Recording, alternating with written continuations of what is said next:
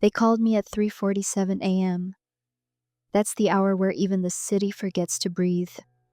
The streets of Halcyon Falls, usually quiet after midnight, were drenched in fog, like the town was trying to hide something. I was still half asleep when I picked up the phone.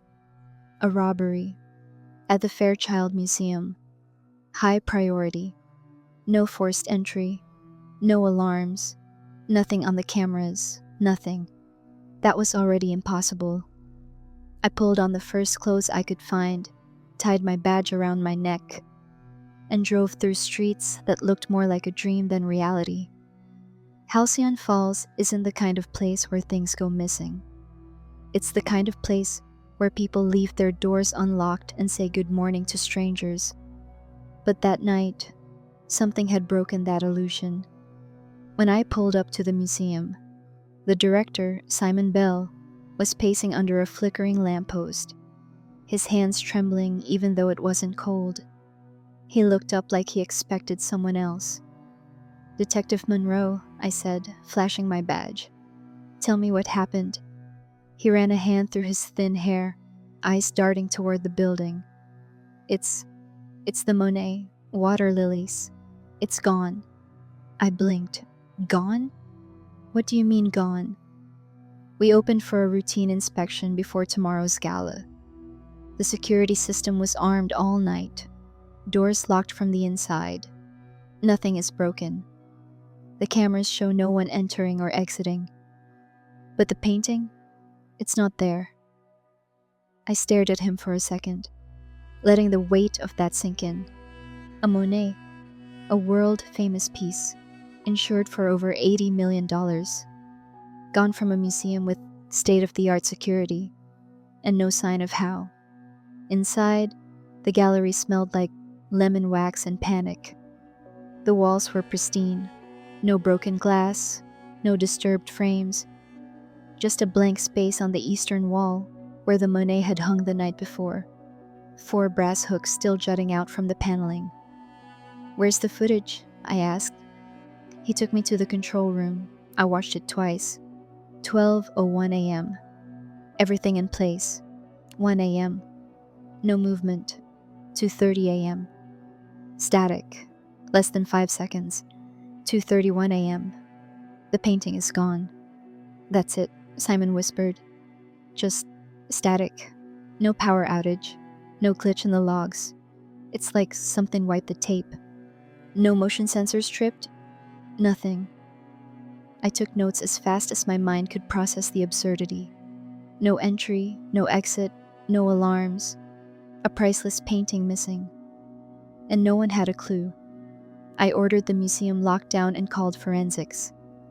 While they dusted every inch of the wall and reviewed the HVAC system, I walked the perimeter. The loading dock was locked. The skylight sealed. No signs of tampering. No prints. No fibers. Nothing. Which meant 2 things. 1. Someone knew this place better than the staff did. 2. I was going to be buried in headlines if I didn't crack this wide open. And fast. By 6 a.m., the sun was rising in watery streaks through the museum's tall glass windows. The press hadn't shown up yet, but I knew they would. Art theft this clean doesn't stay quiet. I stopped outside the gallery and closed my eyes. Something felt wrong. Not just missing painting wrong. Staged wrong. There was a symmetry to the scene that felt planned. Too perfect. And then I remembered something. The gala. The museum was set to host a black tie fundraising gala that night, showcasing the Monet as its centerpiece. Donors, politicians, socialites, people who didn't like cameras pointed at them too long. It would have been the perfect cover for a swap, a fake, or a misdirection. But the painting was real, Simon swore. Verified 2 months ago. Transported under security. No record of duplication. Still, I had a gut feeling. This wasn't about the painting. This was about the message. Back at the station, I sat with the file, thin as it was. Only one name stood out. Ellen Drake, former assistant curator, terminated 2 months prior for disciplinary reasons. I made a note to find her. At 9:12 a.m., my phone rang again. It was forensics. No prints on the wall, no trace evidence, but we found something behind the display panel. My pulse kicked. A fiber? No, the text said. A note. They brought it in a sealed bag. Thin parchment, handwritten in black ink. Art, when stolen, reveals its truest value. No signature, no demands. Just that one line. I stared at it for a long time. This wasn't a robbery. It was a challenge. And it was personal. By the time I left the station, the sky had turned to slate. Halcyon Falls had that stubborn gray light that makes you feel like time stopped just before the truth arrives. I didn't need caffeine. The adrenaline had fused to my bloodstream. My first stop was Ellen Drake. She lived on the edge of town in an old Victorian that looked like it belonged in a ghost story. The paint was peeling, and the porch sagged like it had secrets. The doorbell didn't work, so I knocked. Ellen answered in a housecoat and combat boots. Her eyes were sharp, green, intelligent, too tired to fake politeness. She didn't ask why I was there. She just stepped aside and let me in. I figured this day would come, she said. Why is that? Because Fairchild always buries its messes, and I don't stay buried. The inside of her home smelled like old books and turpentine. Canvases leaned against walls, originals. Some were dark, abstract. Others looked like famous paintings, too close to be coincidence. You're an artist? I'm a copyist, she corrected. When they're done right, you can't tell the difference. That's the point. I glanced at a nearly perfect version of Van Gogh's Starry Night resting by the fireplace. She saw my eyes narrow. That one's mine, just mine, she said quickly. I don't forge. I recreate. For passion, not profit. So you weren't fired for art theft? No, she said flatly. I was fired because I asked too many questions. About? The museum's storage, the restorations. Let's just say, some of the art they displayed wasn't exactly what the donors thought they paid for. I leaned forward. Are you saying the Monet was a fake? She smirked. No, detective. I'm saying the Monet might have already been replaced before it was stolen. That changed everything. Back at the station, I requested the last independent verification of the Monet. A document signed off by a private firm in Boston. But something about the signature didn't sit right. I made a call. The number was disconnected. Meanwhile, the gala prep was in full swing. I returned to the museum at 4 p.m. The staff was bustling. Lights, catering, chairs being lined up. Simon Bell greeted me with the stress of a man who'd aged a decade in 12 hours. I didn't have time for small talk. I need access to your archival room, I said. His jaw tensed. Why? Because I think there's more missing than a painting. Downstairs in the temperature-controlled vault, rows of shelves held a private history of the museum. Unseen art, donor records, restoration files. I sifted through until I found a restoration log, handwritten. One note stood out. February 12th. Swapped frame due to minor cracking. Advised to keep old backing. The backing. I raced back upstairs to the gallery and ordered the staff to bring me the wooden frame the Monet had been mounted in before its disappearance. They were hesitant, but they complied. I opened it with gloves, carefully pulling back the inner panel. Inside, pressed between old backing boards, was a second note. Same parchment, same handwriting. Some art is stolen to vanish, others to be seen. Still no signature. I stared at it for a long time. Someone was speaking directly to me. I took the note back to my desk and sat with it until the clock read 6:42 p.m. The gala was less than 2 hours away.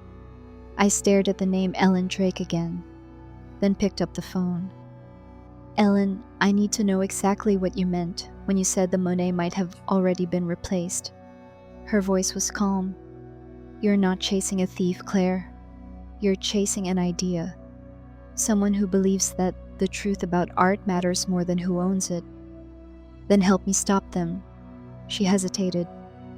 There's a painting in the basement, one no one talks about. Room C9. If it's missing too, then your thief is just getting started. I hung up and returned to the museum. Simon wasn't pleased, but I didn't care. I had a key to every room. C9 was a cold, narrow room behind 3 other vaults. Unmarked door. I unlocked it and stepped inside. And stopped. The painting was gone. A 19th century portrait of Lucinda Price, one of the museum's founding donors. Not worth millions, but priceless in legacy. It wasn't supposed to be displayed. It wasn't even supposed to be remembered. But now, it was missing. On the wall, taped in its place, was a 3rd note. She gave the museum her name. They gave her a storage room. This wasn't about money. It was a protest, a performance. The gala was about to begin, and I knew, somewhere inside that crowd, this person would be watching, not to escape, to witness the reveal, because this was their stage, and I had to beat them to the spotlight. The gala was already in motion when I arrived. The museum had never looked more polished. Soft lighting bounced off the marble floors. The scent of roses floated from every corner, and a quartet played something elegant that no one really listened to. People didn't come to events like this to admire art. They came to be seen, to be photographed, to whisper names and prices and power. I scanned the crowd. Donors in tuxedos and gowns, politicians with tired smiles, curators pretending not to panic. The Monet's absence had been explained away as under restoration. No one asked questions. They only sipped wine and adjusted cufflinks. I moved quietly between them, wearing a black suit that blended me into the background. I wasn't here for show. I was here to see who didn't belong. The problem was, everyone looked like they belonged. Even the liars? Then I spotted her. Not Ellen. A woman I didn't recognize. She was younger than most of the guests. Early 30s maybe, wearing a silver dress with sleeves too long for the season. She stood alone, sipping nothing, speaking to no one, just watching. Her eyes tracked the room like mine did. We made eye contact. She smiled. It wasn't a friendly smile. It was recognition. I crossed the floor slowly, weaving through clusters of conversation, pretending to check my phone. When I turned again, she was gone. I moved faster. Past the central atrium, into the west wing, the galleries darkened for the evening. Staff-only signs had been moved aside for the party. Anyone with a champagne flute could wander where priceless pieces slept behind glass. I found her near the Degas. She stood in front of a small sculpture, Little Dancer, aged 14, gazing at it like she'd seen it in another life. Beautiful piece, I said. She didn't look at me. It's always the ones no one expects that last the longest. You don't seem like a guest. I'm not. Then what are you? Now she turned to me. I'm the reason you're still asking the wrong questions. Then she walked away. Not ran, not fled. Just turned and disappeared down a hallway like she belonged there too. I followed. Downstairs into the archives. She knew where she was going. I caught up just as she opened the door to room C7. She didn't flinch when I stepped in behind her.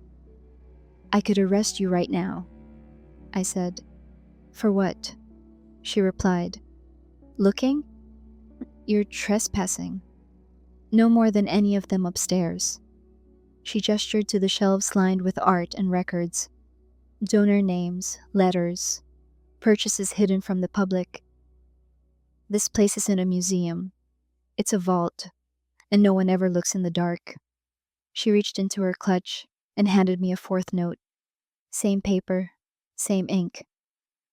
Art isn't stolen when it was already taken from someone else. I stared at it. My pulse was steady now. Anger and clarity had replaced the fog. Who are you? She tilted her head. Does it matter? You'll put a name in your report, but that won't be the truth. I stepped closer. The Monet, the Lucinda portrait. You took them. I liberated them. You broke the law. She smiled again. Sometimes the law just protects better thieves. I radioed back up without breaking eye contact. She didn't resist when two officers arrived. They cuffed her quietly. As they led her out, she looked back at me and said, "The painting was never about the painting. It was about what the museum chose to hide behind it." I stood there long after the hallway fell silent. Later that night, we recovered the Monet. It was hidden in plain sight, behind a false wall in the exhibit's shipping wing. The Lucinda portrait was found in a sealed crate, labeled for disposal. Both were intact. She had never left the building. She hadn't needed to. The trial would be complicated. Her fingerprints were on almost nothing, but the notes matched her handwriting. The footage placed her near restricted areas, and her calm, deliberate presence spoke volumes. She gave a name, Isabel Crane, but it didn't appear in any records. I didn't care. I'd seen her face. I'd heard her philosophy, and part of me wondered if she'd been right about one thing. Maybe museums do protect secrets, not just culture. But that wasn't my job. My job was to find what was taken, and I had. The museum was quiet again. 2 days after the gala, the marble halls echoed only with the faint sounds of footsteps and the occasional wheeled cart dragging across tile. The Monet was back on the wall, cleaned, checked, verified, and, this time, protected by a motion sensor so sensitive it could probably hear your heartbeat. But something had shifted. Not just the artwork. The entire institution had taken a deep breath and was waiting to exhale. The theft, if you could call it that, had left a fingerprint on more than just the crime scene. It had left a mark on all of us. Isabel Crane was being held without bail. She refused to speak further after her arrest, but her presence had done what no critic or donor ever could. She forced the museum to look at itself. Forensic teams found evidence of other pieces she had handled, restorations she had altered, notes she had left inside frames, names she had highlighted in shipping records. She hadn't just stolen a painting. She had dissected an entire system. And me?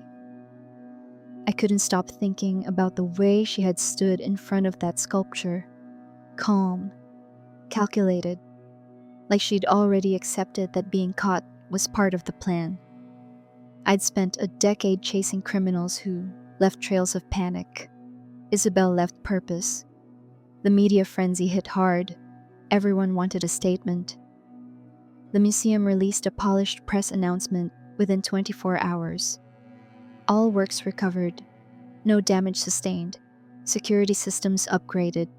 Clean, precise, void of context. I declined interviews. My job wasn't to explain her motives. It was to close the file. Still, something didn't sit right. I went back through every note she had left, every piece of black ink written on pale parchment. The messages weren't just philosophical, they were specific. Each one referenced a truth hidden inside the museum's archives. The portrait of Lucinda Price locked away despite her contributions. A forged restoration log altered to hide the replacement of the Monet's frame. Donor records that contradicted public claims. It wasn't theft, it was exposure. I spent 3 days pulling strings, reviewing documents, speaking to former staff in off-the-record conversations. One name kept coming up: Leonard Marks, a board member with deep pockets and a habit of silencing questions with donations. He'd been involved in acquisitions that had never been publicly disclosed. 2 of the donated works were actually on long-term private loan from collectors who didn't exist. The Monet had been real, but it had been used. It was a centerpiece, a symbol, a distraction. And the painting Isabel had left behind, not in the museum, but in my head, was starting to take form. She hadn't tried to escape, because her goal had never been freedom. It had been attention. The morning of the hearing, I was called to testify, not about the theft itself, but about the process, what we had discovered, how the evidence connected, and whether we believed it was an act of criminal intent or something else entirely. In court, Isabel sat in her orange jumpsuit, hands folded neatly in her lap. She didn't look at me. She looked ahead, calm and unreadable. When it was my turn, I spoke plainly. Yes, she removed the paintings. Yes, she entered restricted areas without authorization. But she didn't sell them, didn't damage them, didn't profit. Everything she touched, she returned. The prosecutor asked me the expected questions. Then the defense stood. Detective Monroe, would you classify this as vandalism? No, I said. Would you call it an act of theft? I paused. It was a message. They asked no more questions. The judge ruled that the charges would proceed to trial, but made a note of the unusual nature of the case. There would be deliberation, a jury, a story told in pieces. But not today. Outside the courtroom, reporters swarmed. I said nothing. That night, I returned to the museum one last time. It was closed to the public, but the staff let me in. I walked through the galleries alone, past centuries of brushstrokes, layers of varnish, the curated silence of wealth. When I stood before the Monet, I noticed something different. Not in the painting itself, but in the small plaque beside it. A new line had been added, restored to public display, 2025. That was all, but it meant something. Not everything that is returned is forgiven. Not everything that is framed is true. But in that moment, I realized what Isabel Crane had done. She had pulled the frame off the institution itself and forced it to see what it had been hiding behind the canvas. Justice doesn't always wear a uniform. Sometimes it wears a silver dress, walks through a crowd unnoticed, and speaks in ink and silence. I filed the report. I locked the file, and I went home. Not victorious, not satisfied, but clear.